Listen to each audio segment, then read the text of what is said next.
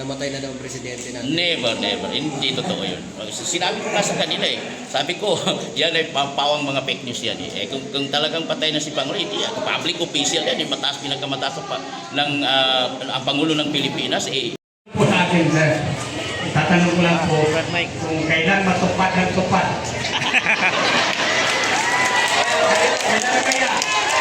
Kailan kaya matupad ng tupad na sinasabi nila ang ating mga ngayon?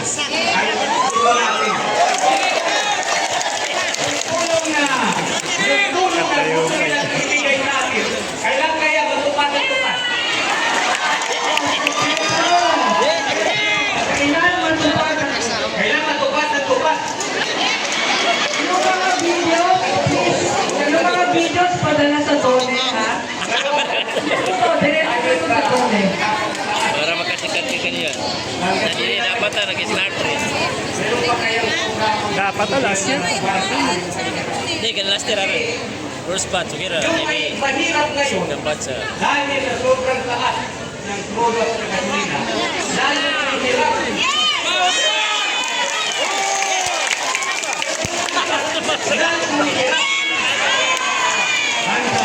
Okay, may sasabihin na po ni Sir, ha? Merong ayuda ang Pangulo. Sa Manila, nag-umpisa ngayon, inulay yung mga tricycle drivers dahil napakamahal ang gasolina. Dito ba, nagkaroon na ron, doon nakarating na? Tricycle drivers, sino ka ba? Taxi drivers, sino ba yung tricycle? Ano taxi dito? Ano ba yung ano? Lahat ba binibigyan? Lahat ng sectors ng naapektuhan dahil sa pagtaas ng langis, inuunti-unti na pong bigyan ng ayuda. Sa Metro Manila at sa mga cities po, marami lang nang nakapos eh. Diba?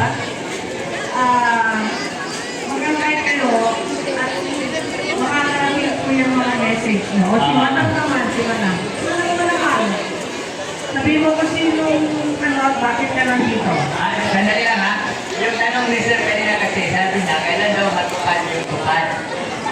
Dati yan din ang tanong ng Gindulungan, ng Talayan, pero nang nagkaroon sila ng tupad noong Disyembre, nasagot na nila yung tanong na kailan natupad yung tupad.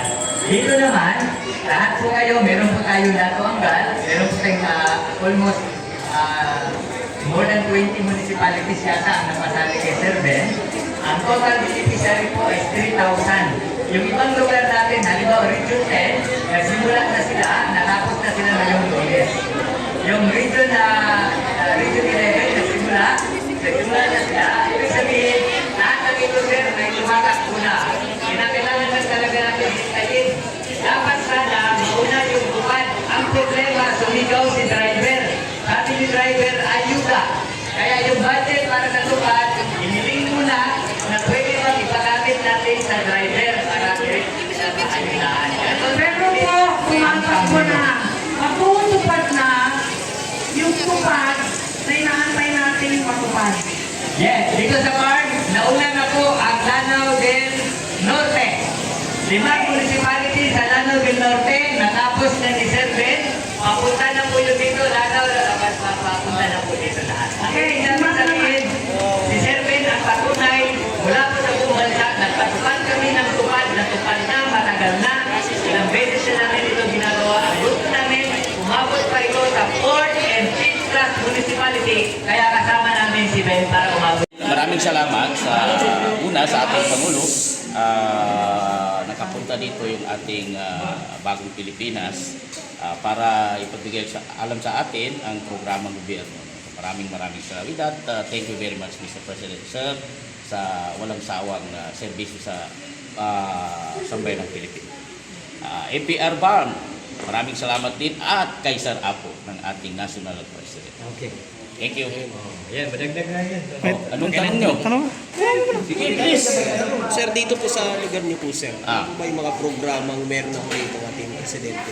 Well, madami na, pero dumaan sa LGU eh. Kaya nga kanina gusto natin mangyari na yung serbisyo ng ating Pangulo ay diretso sa ating mga isyo. Kasi kami ang nakakaalam doon sa mga grassroots level kung anong kailangan, higit na kailangan ng ating taong bayan. Kaya we hope na pagbisita dito ni Ma'am Claribel, Bagong Pilipinas, ay maparating sa Pangulo na hindi lang pala ang serbisyo gobyerno, hindi lang pala sa local government yung dadaan, kundi pati na rin pala sa NGOs. Tulad natin, we hope na magkaroon ng katuparan. So ibig sabihin sir, itong Bagong Pilipinas po ay malaki ang papel ho para makarating dito sa mga mamamayan natin, lalo na dito sa Maguindanao, ang programa ho ng Pangulo natin. Exactly po. Yan talaga kasi because of the Bagong Pilipinas, nalaman namin na ang mga programang gobyerno pala sobrang dami. Yes. Kung hindi dahil sa Bagong Pilipinas, malamang wala kaming alam. Kasi kanina ho, nakita ko, reaksyon ng tao nung tinatanong ni Ma'am Claribel, wala ko silang masagot. Sila pa even ako, wala akong alam Kaya ngayon, salamat tayo sa Bagong Pilipinas dahil kahit pa paano ay we hope na not just the end of our journey, Bagong Pilipinas. So sa mga kababayan natin na kasama natin kanina, ano po ang mensahe niyo po sa kanila? Well, maraming salamat sa kanila kasi minsan hindi ko sinabi sa kanila, kama, pupunta kayo dito. It's because meron kaming pamilya. No, usang loob silang pumunta dahil gusto namin madinig kung ano ang sinasabi ng Bagong Pilipinas para sa gobyerno, ng gobyerno, ng intervention ng gobyerno sa maliliit. Sir, liwanagin ko lang yung tupad. Yung tupad, sir, yun po ba yung talaga yung pinaka mga mahirap na mga kababayan natin? Ito po ba yung mga nakaka-beneficio? Yes, sakto po. Kasi dumaan sa dumaan sa screening namin. Talagang qualified sila. Yun yung sinusulat namin. Aside from the fact na member namin sila.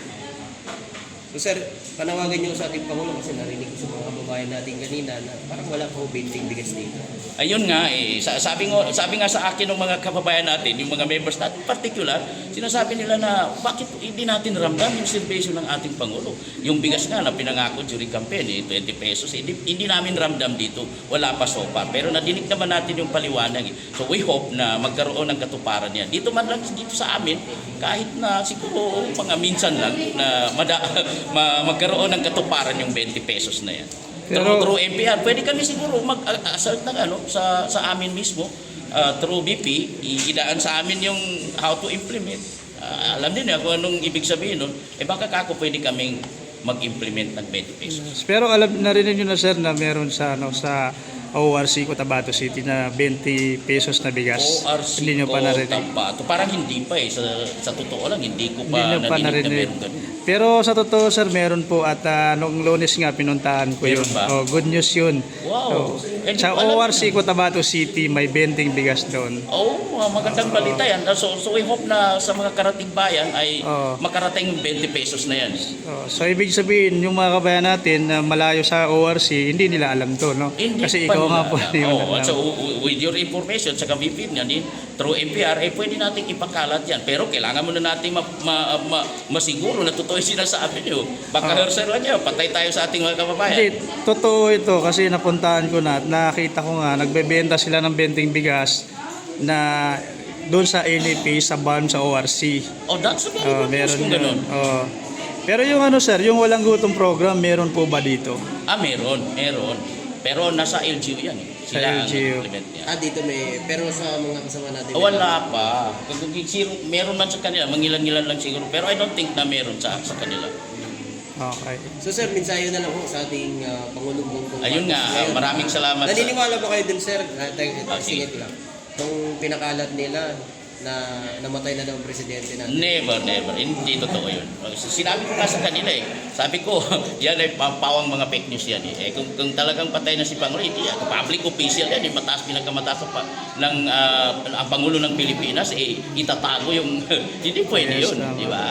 It's a common sense. Never kami naniwala na mga sinasabi nila na kasi si Pangulo ay involved sa mga, Kami dito sa Imperpa, hindi kami naniniwala doon. So mensahe niyo po sa mga kababayan natin na nanguto at naniniwala pa sa fake news. Kaya nga, lalo na sa ating mga members ng MPR, kung meron man silang doubt, magyaring makipagkonsulta sa amin. Alamin kung ano ang totoong istorya dyan. Hindi kami naniniwala talaga. So, sa kayong lahat, ingat kayo sa mga fake news. Ayan. Last na lang, sir. Okay. Mensahe nyo sa ating Pangulo. Ayun nga, maraming salamat sa ating mahal na Pangulo sa serbisyong ginagawa sa taong bayan. Nakita naman natin yung trust rating niya. Unti-unti na lumiliwanag na yung mga pangyayari na si Pangulo talaga ay walang kasalanan. So may binibintang sa those all fake news. Maraming salamat po, sir, Mr. President. Thank you, sir. Maraming Thank you po, salamat. thank you. Pangalan natin, Sige. sir. Pangalan. Ben Umal, Regional Director ng NPR Bar. Ban dito sa anong lugar? Di Datong Anggal Datong ito. Anggal. Isa lang ito sa mga sakop ng NPR Bar. Okay. Maraming salamat po. Thank you po. Okay, Thank you, sige. thank you. Salamat. Thank you.